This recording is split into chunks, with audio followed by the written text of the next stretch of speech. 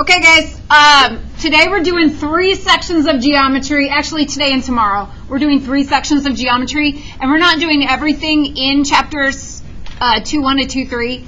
We are picking the most important parts out. It is a lot of vocabulary in this chapter, as you'll see from your vocab packet. This is the worksheet. We'll do the worksheet, do the notes. I gave you the notes, right? Not the worksheet.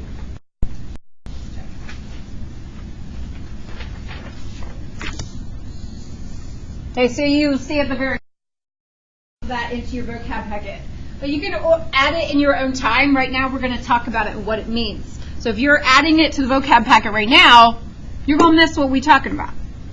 You can always go back and watch the video, but you'll have to do that on your own time. So we have vocab. We've got conditional statement. A conditional statement is a logical statement. It has 2 parts. It has an if part and it has a then part. It has a hypothesis, which is going to be the if, and it has a conclusion, which is going to be the then. If it is Monday, you will have school. Right? If it is Monday, you will have school. So that's an if-then statement. That is a logical statement with a hypothesis and a conclusion. I'm just saying that out loud. It's not written on here. The hypothesis is the if portion of the logical statement, and we'll call that P. You'll see up here in a second. And then conclusion is the then part, which we'll call Q. So it's possible that you might see symbols on the air test that look like this, P, arrow, Q. Those symbols mean if P, then Q. If this happens, then that happens. Okay? If it is Monday, then you will have school. And then the converse, we will talk about in a moment. So look at these statements. I'll help you with A, and then you guys are going to help me with B. We're going to identify the hypothesis and the conclusion. We're going to write it in the if-then form, and finally, we're going to write the converse, which I haven't told you about. I like to think about the if-then form first, so I can really identify the hypothesis and the conclusion. All birds have feathers. Does anybody see the word if or then? Okay, so it's not written in if-then form, but it does have a hypothesis and it does have a conclusion. So I'm going to rewrite this with more words so I can include the words if and then. If an animal has feathers. Nope, I lied. If an animal is a bird, then it has feathers. If an animal is a bird, then it has feathers. So you see I had to add in a few more words to kind of make this make sense. I couldn't say if bird then have feathers. I couldn't even make it come out without laughing. Hypothesis would be what?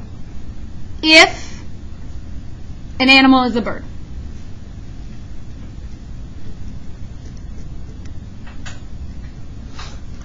It's the if part. I didn't write the word if, though. Just an animal is a bird. And then my conclusion, then it has feathers.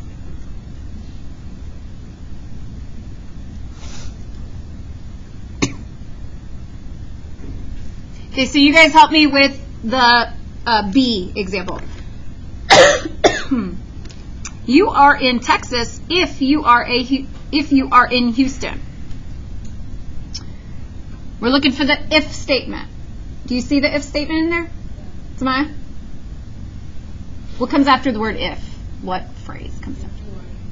If you are in Houston. So my hypothesis is going to be you are in Houston.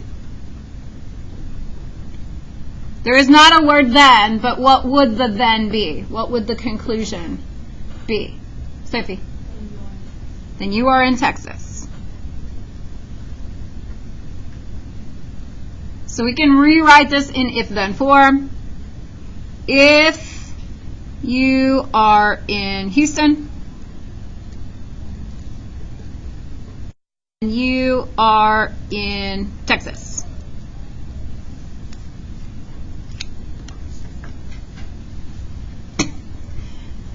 Now these are just if-then statements.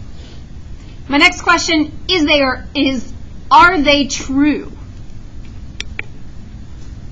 If an animal is a bird, then it has feathers. Is that true? Can you think of a bird that doesn't have feathers? Don't they still have feathers? I don't know. I don't know. I think it's like it's thicker feathers. I know what you're talking about. It's downy feathers. It's just thicker feathers. It's downy. I was like, do penguins have feathers? Oh, it's not typing.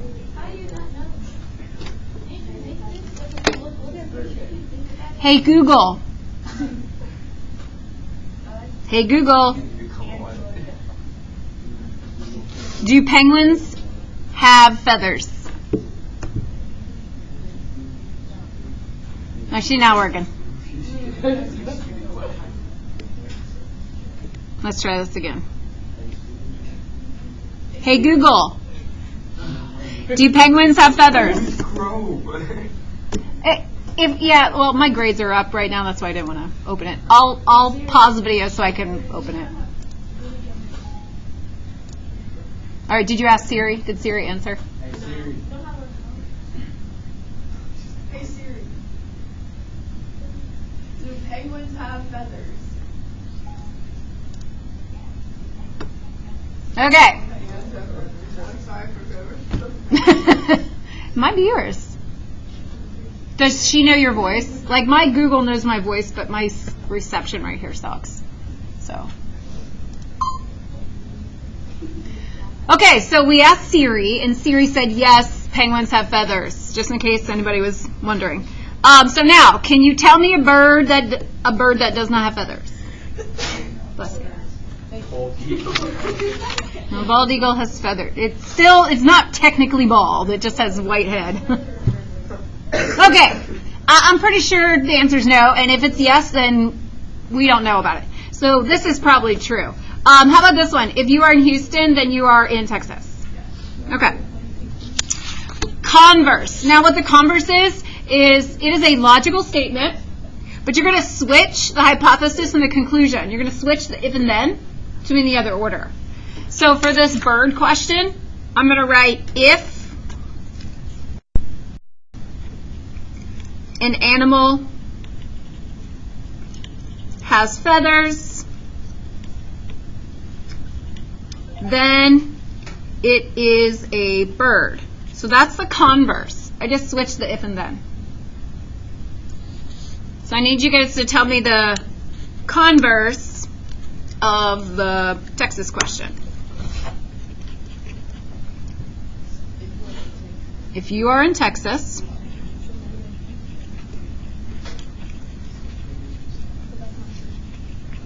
then you are in Houston. Okay. My bird feather question. If an animal has feathers, then it is a bird. Is that true? No? Give me an example of an animal that has feathers that is not a bird.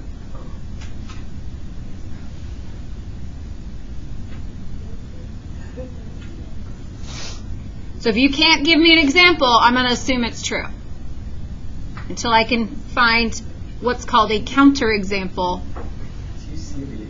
Nah, I think it's true. I can use Google now. If you are in Texas, then you are in Houston. Is that true?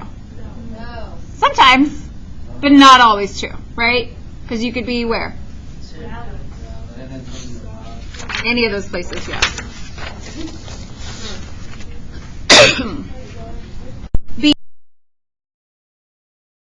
Let P be you are a guitar player, and let Q be you are a musician, right? each statement and determine if it is true or false.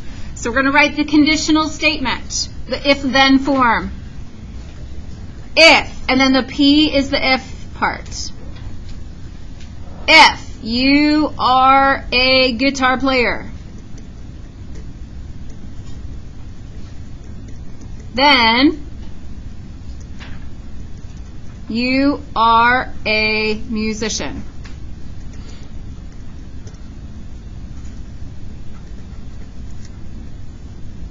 So if you are a guitar player, then you are a musician.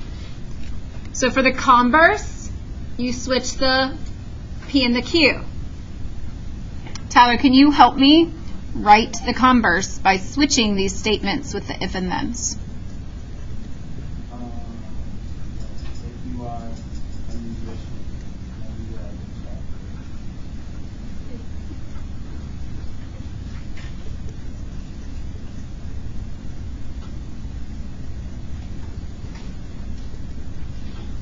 Okay, so he said if you are a musician, then you are a guitar player.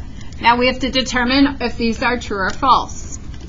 So if you are a guitar player, then you are a musician. What do you guys think?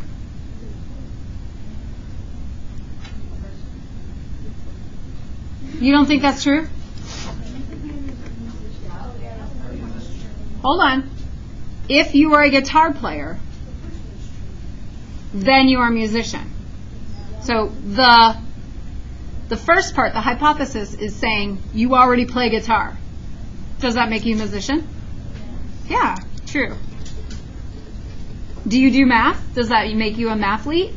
Yeah, it does. Okay. The converse is if you are a musician, then you play guitar. Not always true, right? So this is sometimes true, but not always true, so we say false. Because you could play what? Piano. You could be a singer. All right, next. If two lines intersect to form a right angle, then they are perpendicular lines. Well, like the longest word ever in geometry.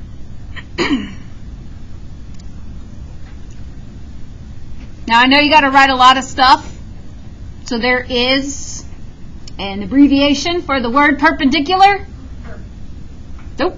Even better abbreviation than that? No, it's right here. Here's two lines that are perpendicular. This is line L and line M. So instead of writing line L is perpendicular to line M, you can write it as this. L, upside down capital T looking thing, M. That symbol means perpendicular. Is perpendicular to. So that's a huge save of writing. Huge shortcut. So learn that shortcut. That's a good one. We are going to write the hypothesis and the conclusion of this information right here. If two lines intersect to form a right angle, then they are perpendicular lines. What would be the hypothesis, Madison?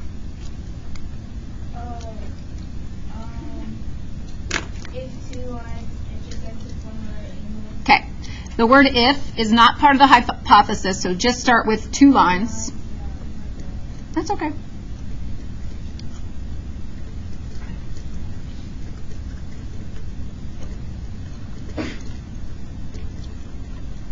And then the conclusion.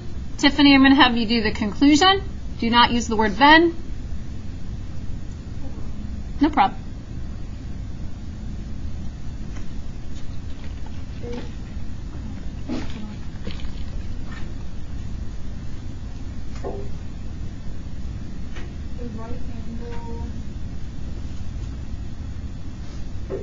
So the conclusion is going to come after the then.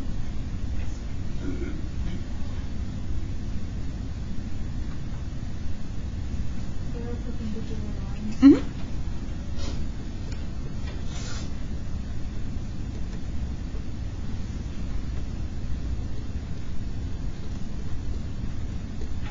Now it does not say to do this, but we are adding in finding the converse.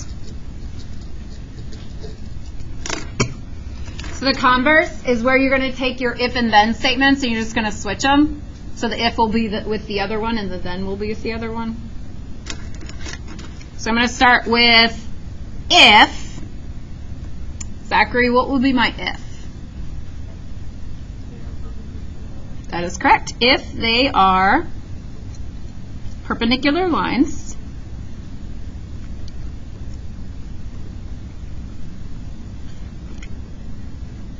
then, Austin, can you give me the then?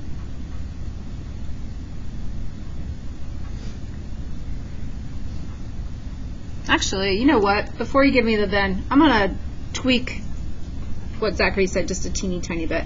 I don't like starting with if they, because then you're like, who's they? What are we talking about? I like to say what we're talking about right away. So instead of if they, I'd rather say two lines are perpendicular lines.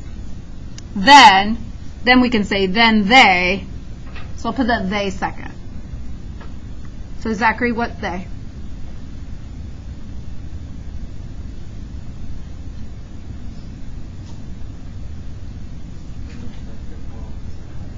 Then they intersect to form a right angle. Perfect.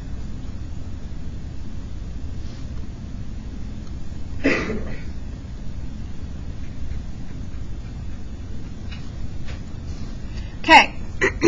The conditional statement is the first part. That was the conditional statement.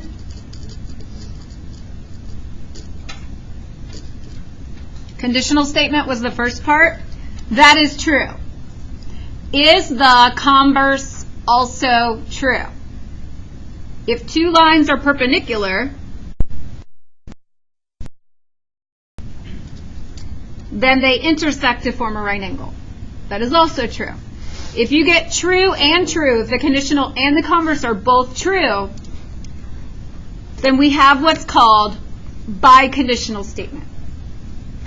So biconditional statement is a statement that we can write after we find out that the conditional statement and the converse are both true. In a biconditional statement, we will use the phrase if and only if. You'll see in a moment.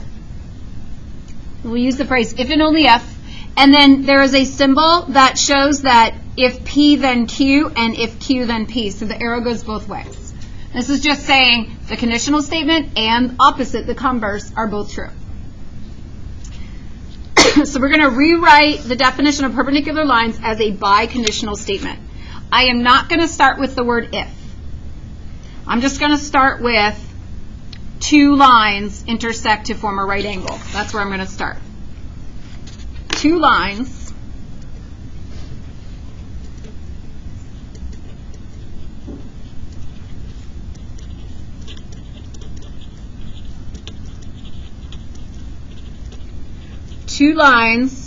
intersect to form a right angle.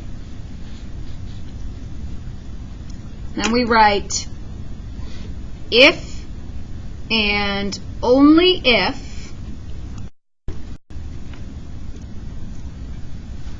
Then we put the rest of this. They are perpendicular lines.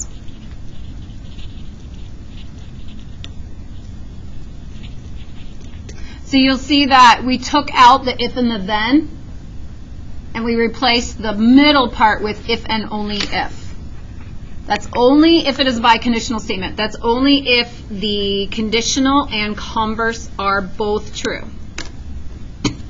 So if you ever see if and only if in geometry, that means that if you know the second part, you can assume the first part, or if you know the first part, you can assume the second part, because it goes, they're both true. Either way, they're both true. Okay, almost done for today. Let's look at this figure and decide which statements about the figure are true, and we're going to explain our answer using definitions. We're going to explain our answer using definitions. So we're going to look at this first statement. What, can somebody read to me, Jordan, can you read to me just what I'm pointing at, just right there? Line AC, and then Hayden Peck, what's that right there? It's perpendicular. It perpendicular to, and Liam, line BD. So we're saying if we look over here, line AC is perpendicular to line BD. Is that true? Autumn?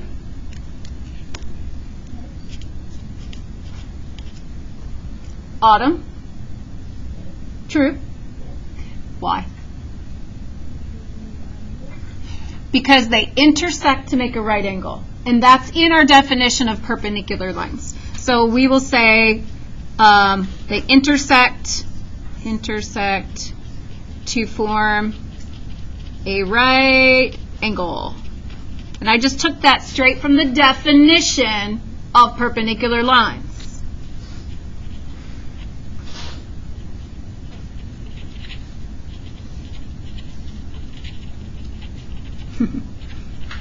I had to write over my figure because I ran out of space. Why do you think I'm talking about the definition of perpendicular lines? I used words like definition of before, or how we use it. I guess we're doing this chapter. More of that!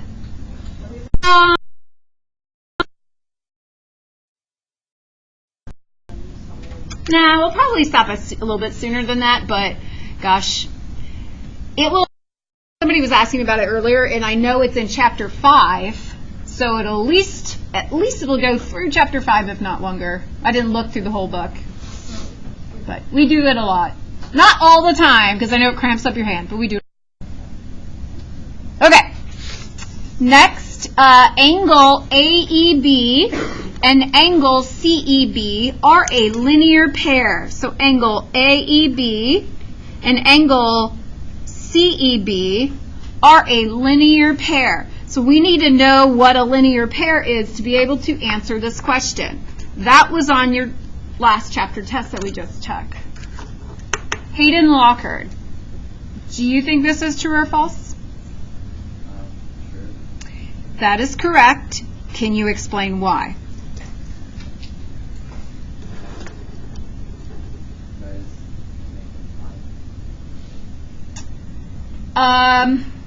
So that's not the definition. That's totally what I would think in my head. But when we're talking about definitions of linear pairs, that's not the definition of a linear pair. In order to be a linear pair, it has to be something else. Jordan? They share the same point. They share the same vertex. They share the same vertex, but that's still not the definition of a linear pair. What else? You know? They have a common ray, like this one. That's still not the definition of a linear pair. Bella?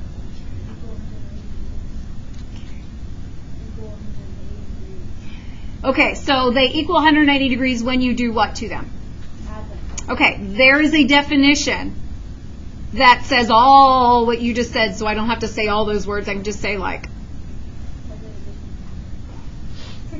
But does start with an S. Yeah, say it. Supplementary.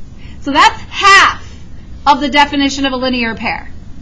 They have to be supplementary, and then you guys were describing the other half, but you didn't tell me the vocabulary word that is correct. You were describing the other half by saying they share a common vertex endpoint, they share a common ray. So true, they are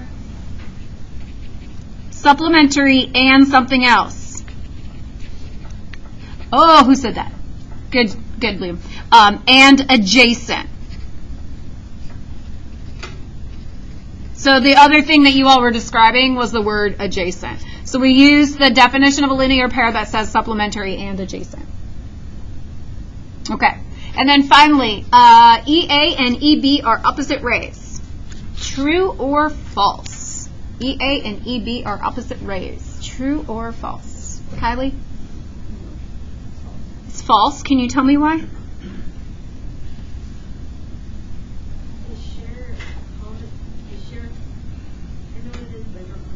Just try. They aren't on the same line. Yeah, they don't form a line. That's exactly it.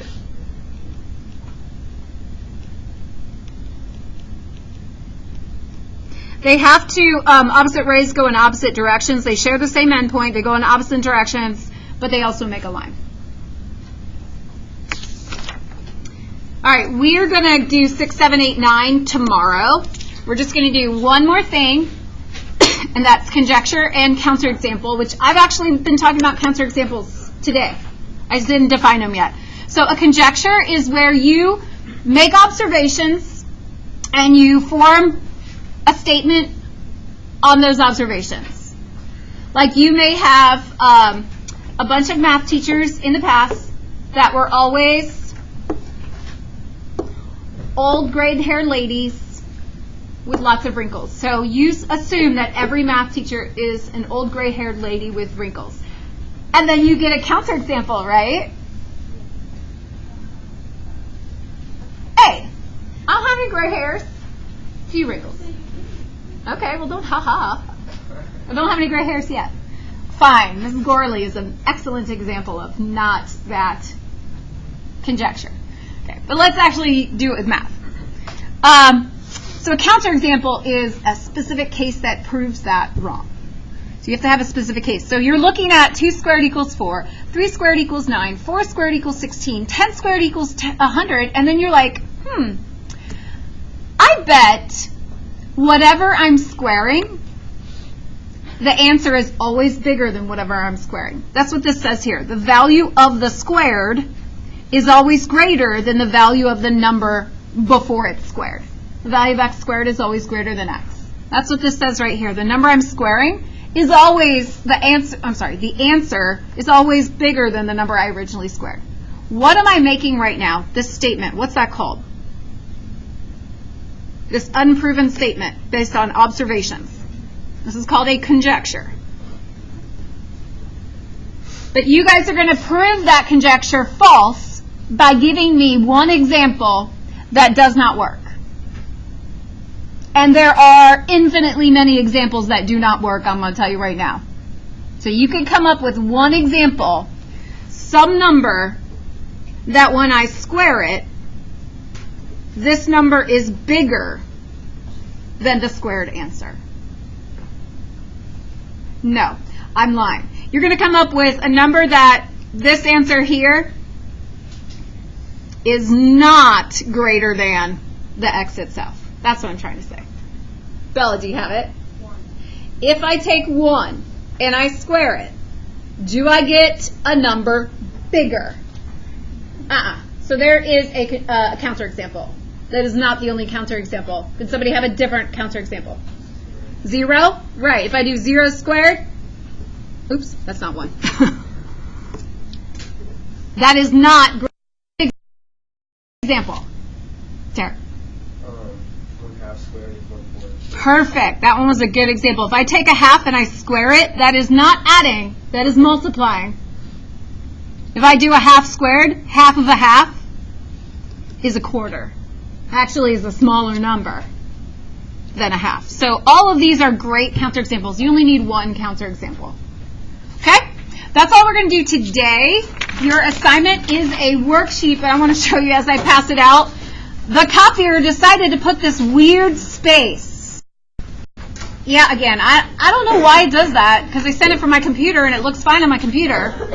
So because it did this weird space, it just took up more space than it should have, and it gave you a whole extra piece of paper of scrap paper at the end. So you're welcome for the scrap paper. Do with it